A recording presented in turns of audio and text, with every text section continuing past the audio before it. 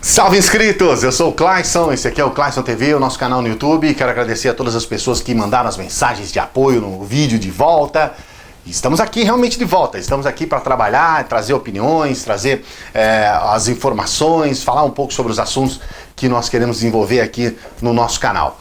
Nesse vídeo de hoje nós vamos falar sobre a questão da desmilitarização, porque é um assunto que veio à tona em função do que está acontecendo no Espírito Santo e nós sabemos que a situação lá está realmente muito complicada e aí as pessoas aproveitam essa situação para colocar as suas opiniões e sempre politizando um fato que na verdade deveria ser tratado com mais pragmatismo e de maneira mais objetiva. O caso específico de Espírito Santo, eu vou tratar talvez num outro vídeo. Eu quero falar aqui sobre o assunto que veio à tona recentemente, que foi essa questão da desmilitarização. A primeira vez que falaram isso pra mim, eu dei risada. Falei, cara, esses caras são loucos, velho. Putz, velho, esses esquerdistas tem que internar, porque os caras são malucos. Então, quer dizer, vai desmilitarizar a polícia e a polícia vai trabalhar de que forma, então? Quer dizer, o cara vai vir aqui, eu vou trabalhar de cacetete, vou trabalhar com tacape, né? Eu vou dar uma flechada, não, ó, você vai vir aqui, eu vou meter uma flecha. Né? Eu pensava que, na verdade, a desmilitarização era tirar as armas da polícia, era fazer com que a polícia deixasse de ser polícia. Eu pensava assim porque eu era burro. Essa é que é a verdade. E quem pensa assim é burro também, porque não tem nada a ver uma coisa com a outra. A questão da desmilitarização é no sentido de trazer para esses profissionais, para os profissionais policiais, uma situação minimamente favorável para que ele possa ser realmente um trabalhador. Porque até então ele é um trabalhador, porém, sobre a égide de uma situação que é uma legislação que vem da ditadura, boa parte dela, 70% dessa legislação não foi modificada, então ela continua sendo um fruto da ditadura, ela continua sendo um fruto da questão da militarização do Estado.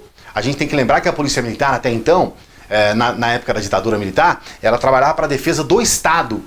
Agora, recentemente, depois do fim da ditadura, é que a polícia começou a trabalhar em função da comunidade, do povo, mas isso é recente e nós não conseguimos ainda de alguma forma lidar com isso. Eu vejo alguns trabalhos aqui, a Polícia Militar aqui na minha cidade, por exemplo, ela tem um trabalho muito bacana que é o PROERG, que eu não sei se isso ocorre no seu estado, aí na sua cidade, mas pelo menos aqui em Minas Gerais, isso ocorre. As polícias vão até as escolas, fazem reuniões com os alunos, palestras, atividades. É um trabalho muito legal, isso aproxima o policial da população, no caso dos jovens, dos alunos que estão em rede pública, aqui eles vão até em escolas particulares. E aí o que ocorre? Essa é digamos assim, um flerte, por assim dizer, da Polícia Militar com a sociedade, é uma forma de trazer essa necessidade absurda que é a integração da polícia com a sociedade. Mas isso nunca vai acontecer enquanto o policial recebe uma educação, por assim dizer, um treinamento voltado para o militar, quando ele vai conversar com o civil. Então ele transfere essa relação do militar para o civil.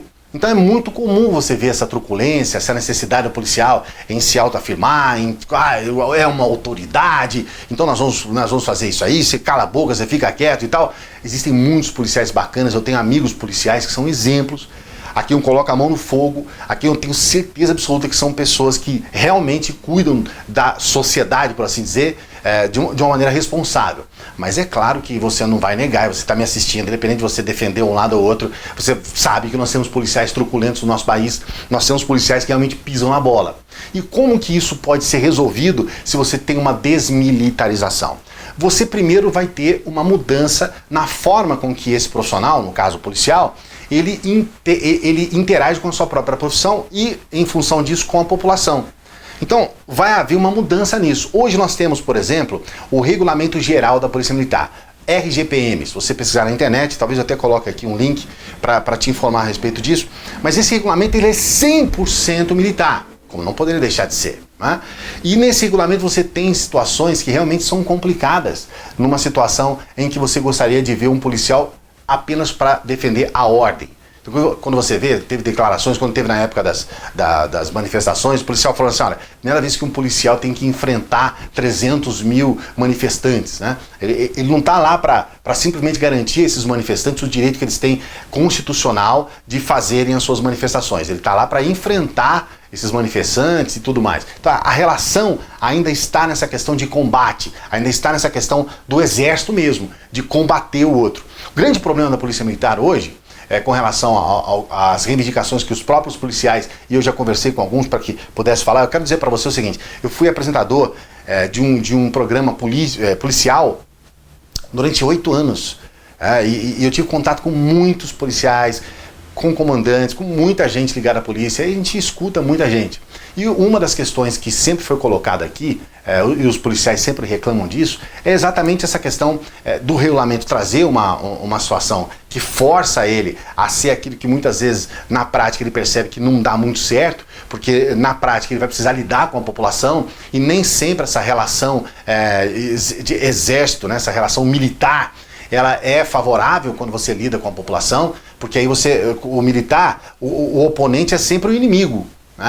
Você não vai ver um militar chegar e querer, numa guerra, querer pegar amizade com um soldado. Não, cara, não existe isso. O soldado do exército é inimigo, tem que ser morto, ou preso, ou alguma coisa assim, né? Você não vai ter uma relação de, vamos ser amigos, então vamos sair passear de mão dada. Não existe isso.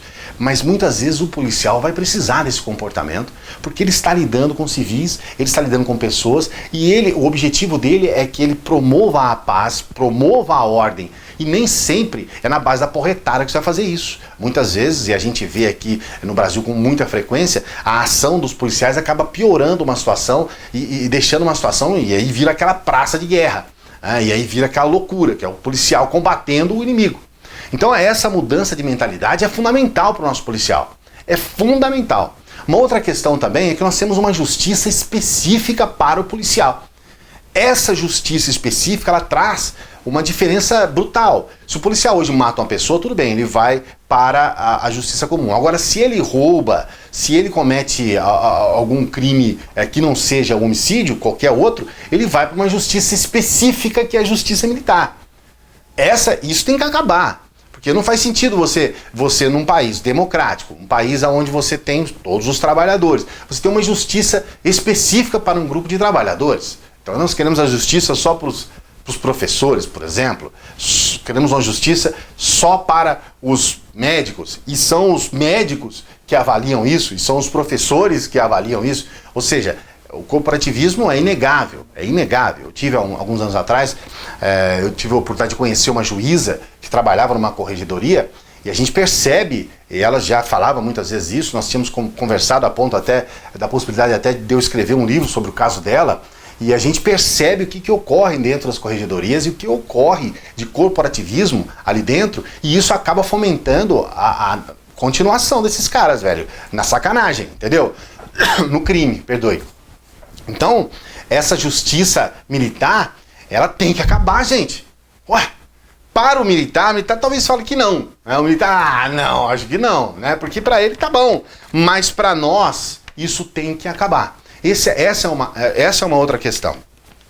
Eu estava dando uma olhada aqui na minha cola aqui, mas não tem mais nada a respeito. Só um dado específico para você entender. Hoje, muitos dos problemas que nós temos aqui no nosso país se devem exatamente pela forma de embriaguez que as pessoas entram quando o assunto vira dentro dessa história do binarismo, ou seja, vira uma questão de esquerda contra direita. Cara, quando entra nessa praia, você pode ter certeza que só sai merda. Quando fica uma coisa assim, porque a esquerda falou da desmilitarização, então nós somos contra. A esquerda falou isso. Somos contra. Entendeu? Mas não há um debate. E quando não há esse debate, quando as coisas não são colocadas realmente como elas são, é a situação que nós estamos vendo hoje no nosso país, a situação que está. Então eu acredito assim, algumas pessoas estão condenando os policiais do Espírito Santo porque eles estão fazendo greve. Na verdade eles não estão, porque na verdade se eles fossem fazer greve, eles iriam ser presos. E aí nesse caso não é greve, é motim. E motim é prisão. As sanções são terríveis para quem faz motim.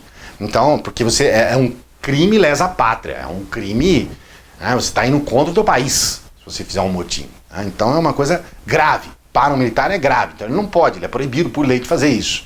Mas aí você tem uma situação que você está vendo aí, que é uma greve, mais ou menos, né? Mas não é, mas tá lá os parentes, aí vai alguém lá bater na mãe e na esposa dos policiais, você vê o que acontece, aí o mundo acaba, né? Aí vira guerra mesmo. Então é uma situação muito delicada, muito difícil, complicada, e tem algumas pessoas que dizem assim, eles estão falando de desmilitarização, a esquerda fala sobre isso, porque quer fazer o sindicato, e aí com o sindicato eles vão dominar, e aí com o sindicato eles vão ser dono do negócio, e aí é por causa de sindicato, fala de sindicato, rapaz, tem gente que começa a dar coceira, não é assim? Que não gosta de sindicato, né? Parte dos conservadores não gostam de sindicato, mas você observar hoje o sindicato, por exemplo, da Polícia Civil, você vai perceber que eles pelo menos trabalham. E existe uma questão muito importante na questão dos sindicatos, que é o seguinte, eles falam o que está acontecendo. O sindicato da Polícia Civil, os membros, né, quando eles fazem as reivindicações, eles colocam lá tudo o que está acontecendo. Falam, olha, tá sem viatura, tá sem equipamento, tal local específico não tem condições, porque o prédio não sei o quê, não sei o quê. Você já viu alguma vez um militar com essa carinha linda dele chegar aqui e começar a falar isso? Se ele fizer isso, tá perdido, cara. Tá perdido. E com isso a gente não sabe o que está acontecendo lá dentro. A população não sabe o que acontece lá dentro. Então se está faltando viatura, a gente sabe por tabela, mas oficialmente ninguém vai falar isso. Se está faltando equipamento, se está faltando uma situação melhor, não há essa reivindicação. Então, na verdade, o policial deixa de ter direitos trabalhistas, deixa de ter acesso ao que todo trabalhador tem em função do fato de ele ser militar. Eu não acho correto isso. Acho que ele tem que ter os direitos de todo trabalhador. Acho que deveria ganhar até um pouco a mais, porque ele arrisca a própria vida para isso. Mas isso não ocorre. Então a gente está numa situação complicada, porque nós estamos vendo que não está dando certo. Em todos os lugares que a gente vê, que a gente analisa, a gente vê que não está dando certo. Ninguém quer fazer nada a respeito disso. E a gente acredita que o primeiro passo é sim desmilitarização já. Olha só, tô com incômodo na garganta, vou encerrar o vídeo, mas esse não vai ser o único vídeo que eu vou falar sobre desmilitarização. É uma introdução, mas já tem bons assuntos pra gente debater. A gente vai na próxima. Dê o seu joia! Dá uma inscrevida no canal! E a gente se fala na próxima.